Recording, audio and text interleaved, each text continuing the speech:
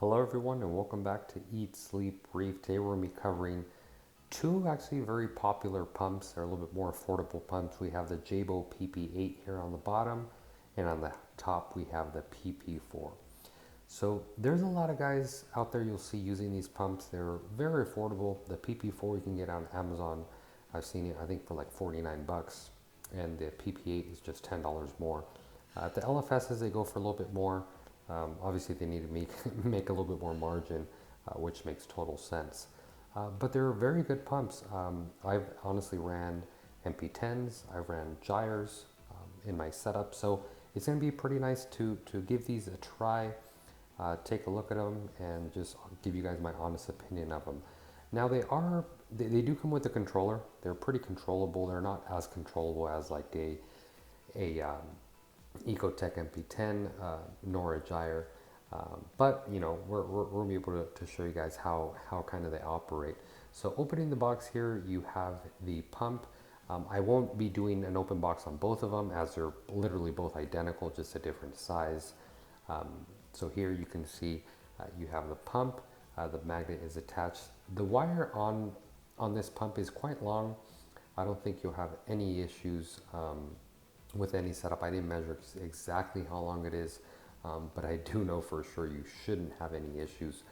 We got the power supply here to the left, and then followed by the controller as well as the mounting tape for the controller, and lastly you do have the manual you can see right here.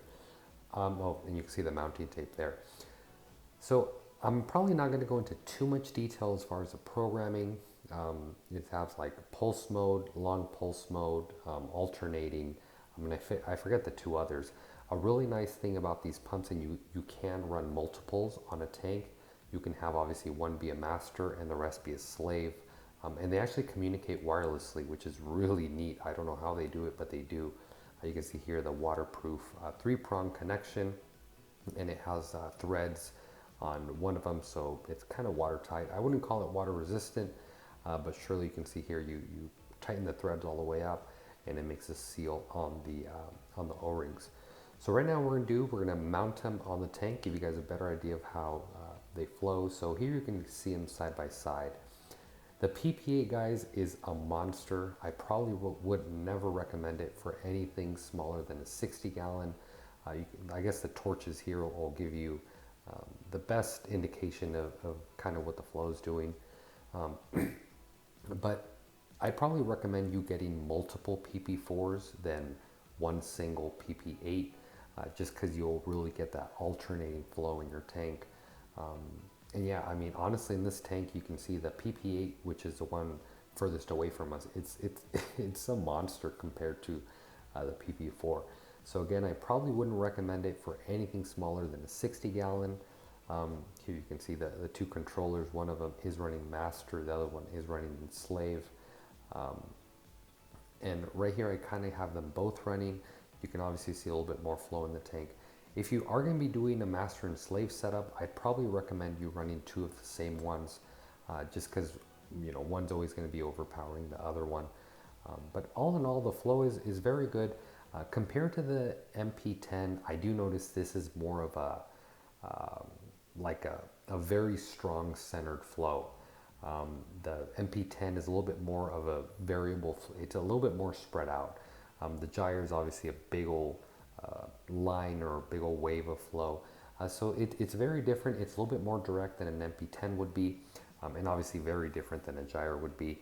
But all in all, I do think it'll get the job done. I mean, for the price, I really don't think you can go wrong with these JEBAO pumps.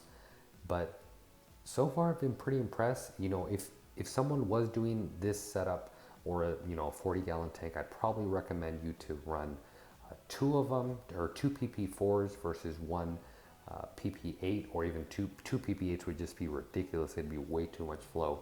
Even I was testing around the PP4, even at the lowest setting, it's really unreal. So here you can see a shot from the side of the tank.